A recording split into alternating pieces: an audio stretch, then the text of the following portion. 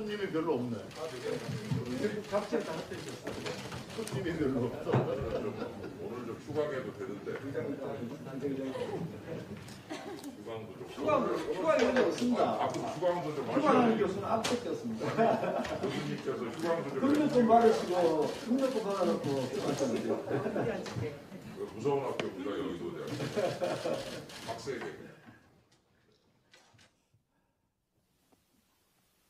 시작할까요? 예.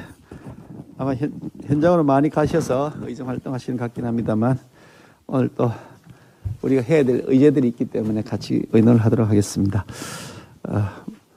민족 대명절인 한가위가 다가왔습니다. 올해도 지난 설과 마찬가지로 마음 편히 고향을 오가는 것이 어려운 상황입니다. 내 가족, 내 친지를 만나는데 방역 수칙 확인하고 백신 맞았는지 확인해야 되고 가야 할지 말아야 될지 눈치를 봐야 되는 기막힌 상황이 1년 반 넘게 지속되고 있습니다. 더구나 소상공인 자영업자들은 대목을 앞두고 영업시간 제한 그리고 인원 제한 때문에 명절 특수는커녕 생존 위기까지 걱정해야 되는 안타까운 상황이 지속되고 있습니다. 국민 여러분 너무 안타깝고 힘든 시기입니다만 그래도 서로에게 따뜻한 위로와 격려를 전하는 추석 연휴가 되었으면 하는 바람입니다. 우리 국민의힘은 이 대한민국의 위기를 극복하고 민생 살리는 길에 더욱 매진해 나가도록 하겠습니다. 권력 가진 사람의 특혜성 행정 조치를 바탕으로 공공이익을 사유화시킨 특권과 반칙의 단적인 사례가 바로 이재명 도지사가 성남시장 시절에 추진한 대장동 게이트 사건입니다. 출자금 5천만 원으로 개발 사업에 참여한 신생업체 화천대유는 3년간 577억 원이라는 배당 수익을 올렸습니다. 오랜 버핏도 울고 갈 투자의 신입니다.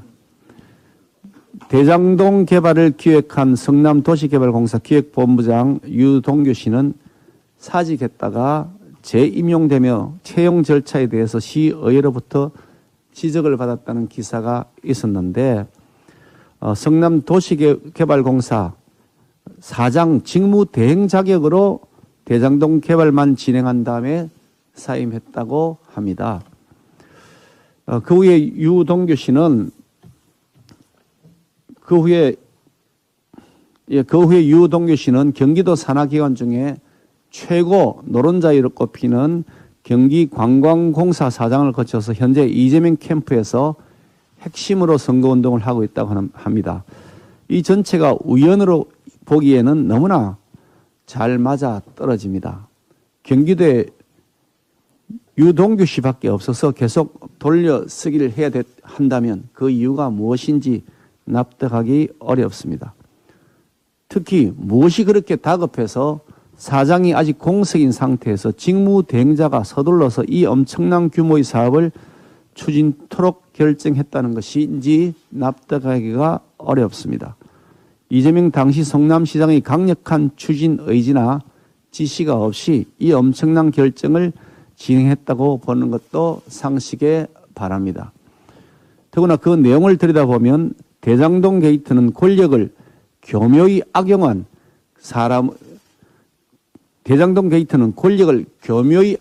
사람의 도움을 받아서 시민들의 호주머니를 털어서 특정 개인이 천문학적 이익을 실현시킨 악질 사건입니다. 우리 국민의힘은 TF 활동을 통해서 그 시커먼 권력형 비리 의혹의 진실을 밝히는 데 최선을 다하겠습니다.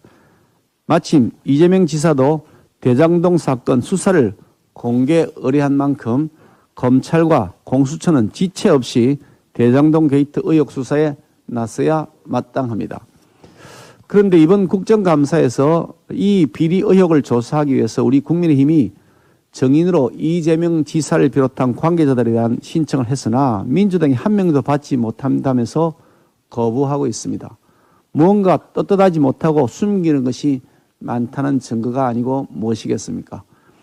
민주당은 숨기는 자가 범인이라는 격언을 명심하기 바랍니다. 민주당이 국감을 깜깜이로 만들어 국민의 눈과 귀를 가리려 하면 할수록 의혹은 눈덩이처럼 더 불어날 것입니다. 민주당이 증인 채택에 협조할 것을 다시 한번 강력히 촉구합니다. 또한 이재명 지사에게 공개 답변을 요구합니다. 수사를 받겠다고 말로만 할 것이 아니라 정말 떳떳하다면 먼저 이번 국감장에 정인으로 나와서 증을 하는 것이 당연한 도리일 것입니다.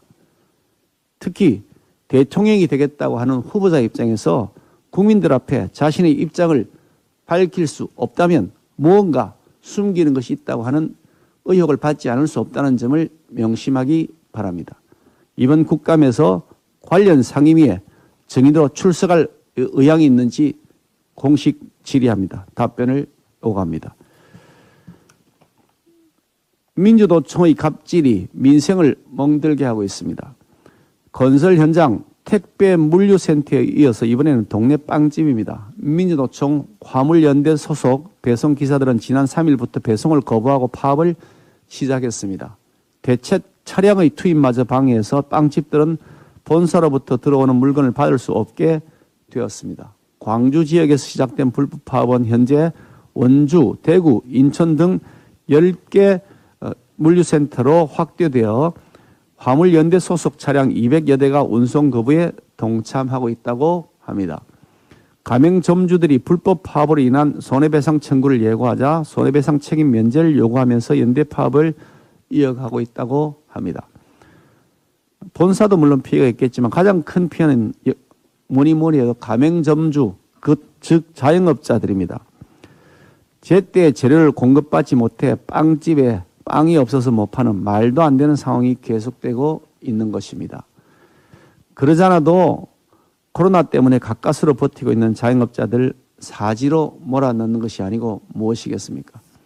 이런 불법 파업이 보름 가까이 이어지면서 현장에서는 정부가 불법 파업을 막아줘야 되는 것 아니냐는 목소리가 터져나오고 있음에도 불구하고 정부는 나 몰라라 하고 있습니다. 이유가 도대체 무엇입니까? 민주노총이 치외법권의 권력이기 때문입니까? 다가오는 대선에서 민주노총의 표를 얻기 위해서 눈치 보고 있는 겁니까?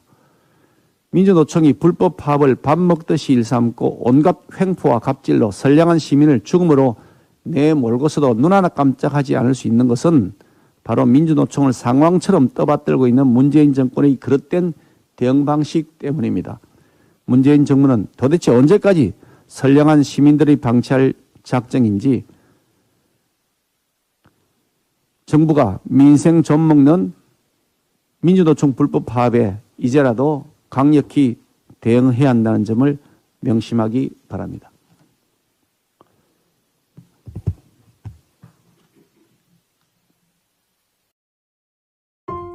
마트에는 없습니다. 인터넷에도 없습니다. 광동 경옥고는 약국에만 있습니다. 약으로서 효능 효과를 인정받았기 때문이죠. 생지와 복령, 인삼, 꿀 4가지 귀한 약재를 120시간 달여 회복력을 더해주니까 내 몸의 회복력을 채우세요. 건강이 무엇보다 중요한 요즘 광동 경옥고.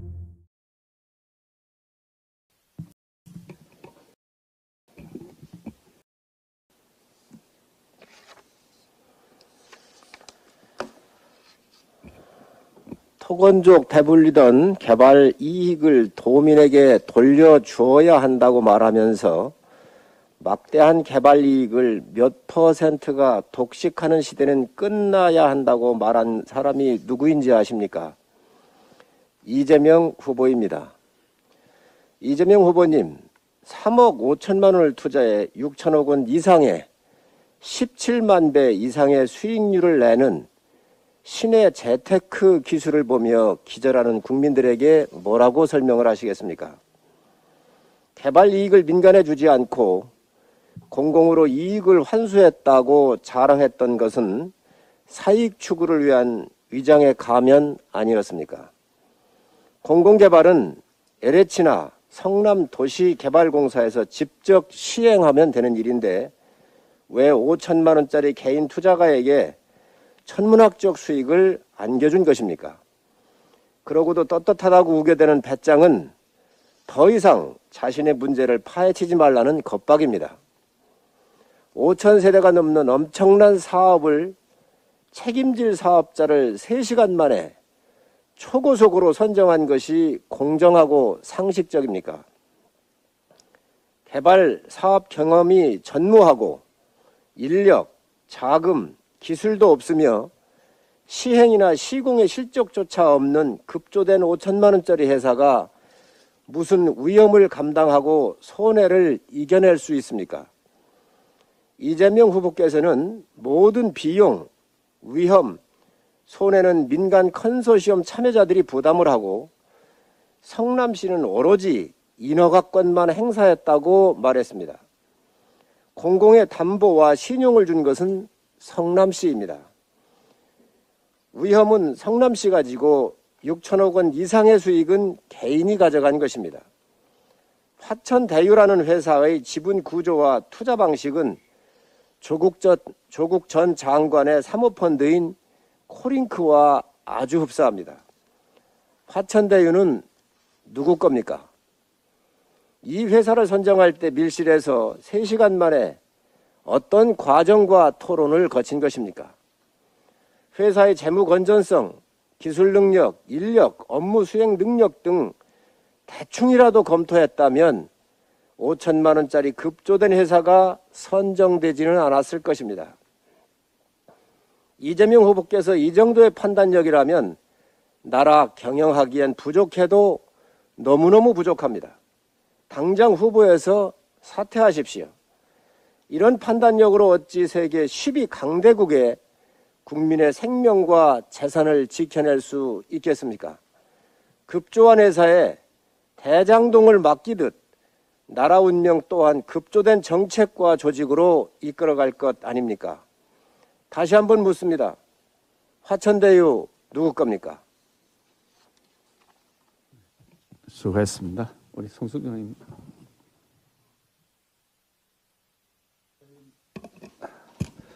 부동산 시장 정상화 특위위원장 송석준입니다. LH 특위 의혹으로 국민적인 공분을 산 지가 얼마 지나지 않았습니다. 그 LH 직원들이 공공개발 예정지에 보상을 많이 받으려고 불법적으로 작물을 심고 여러 가지 그 불법적인 행위를 해서 사실 국민들이 정말 공분을 하고 더구나 최근에 문재인 정부의 잇따른 헛발질 부동산 정책으로 집값, 전월세값이 폭등한 이 부동산 시장 와중에 공공개발을 한다고 하면서 공공개발 주체 직원들의 이런 투기 행각이 국민들을 정말 분노케 했습니다.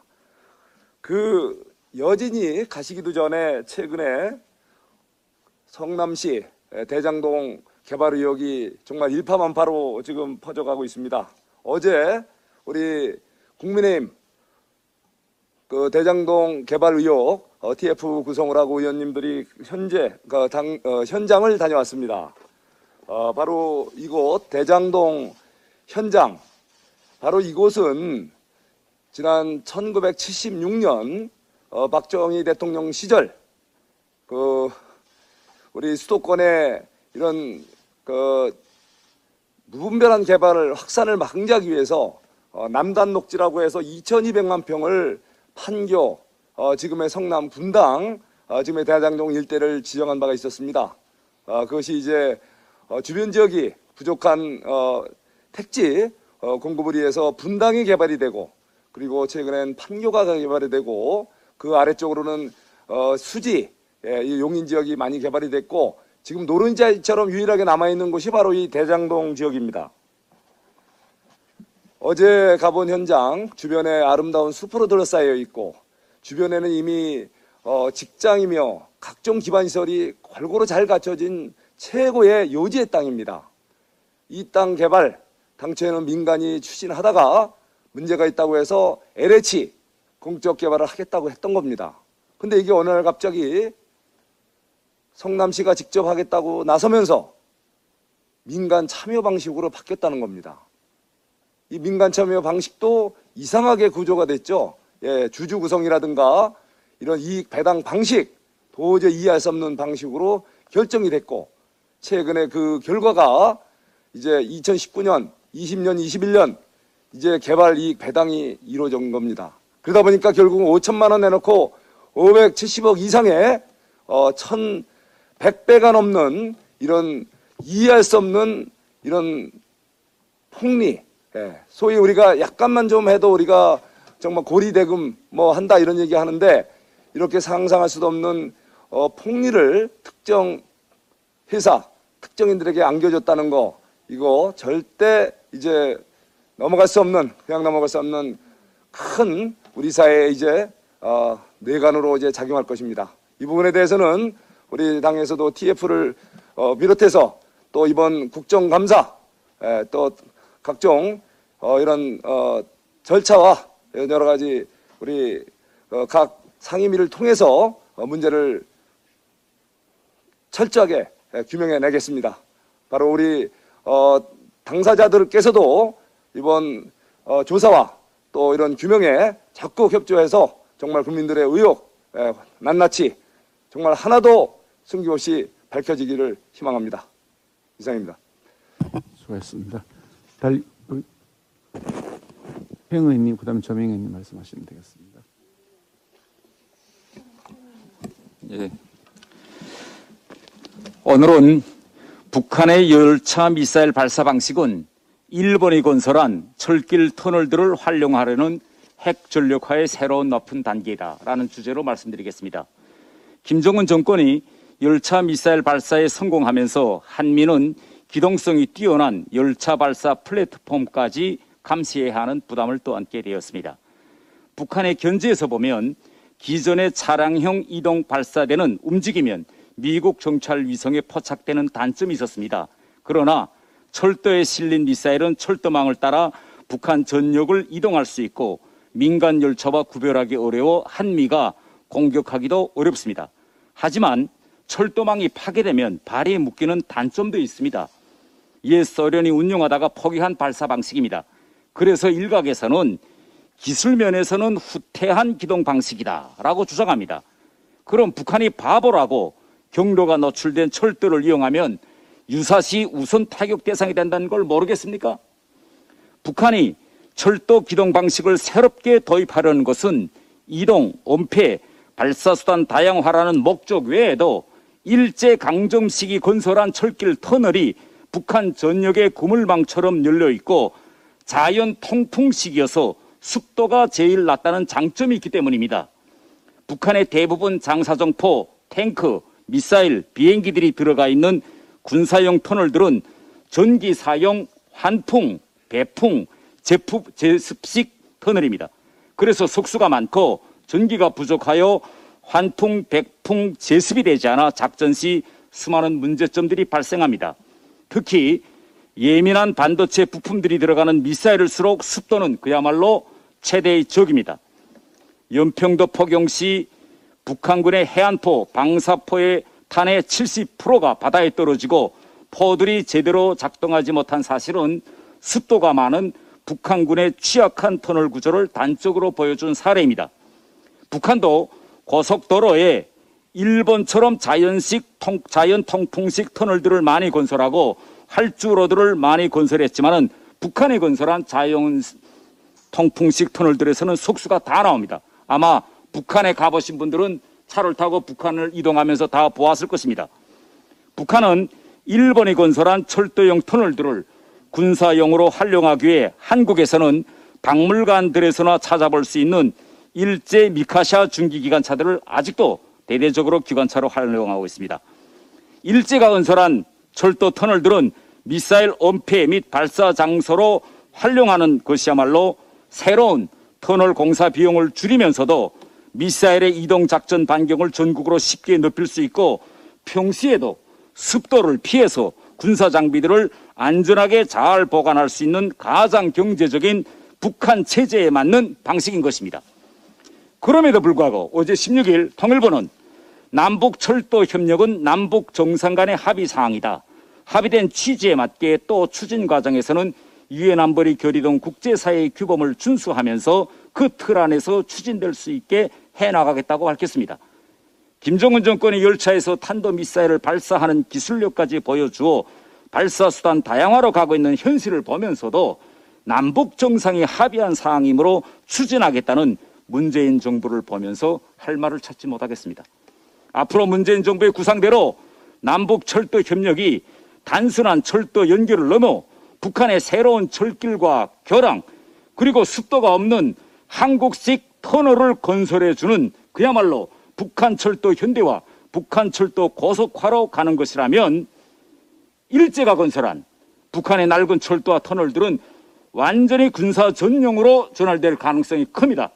문재인 정부는 김정은과 합의한 것이라면 무조건 추진한다는 맹목성에서 벗어나 남북 철도 협력이 우리 민족의 공멸을 가져올 북한 핵무기의 고도화, 현대화, 다양화에 악용되는 프로젝트가 아닌지 심사숙고해야 할 것입니다. 이상입니다. 예, 좋은 지적 주셨습니다. 우리 점이 말했던 내용은 표창장 하나 주세요. 우리 점영님.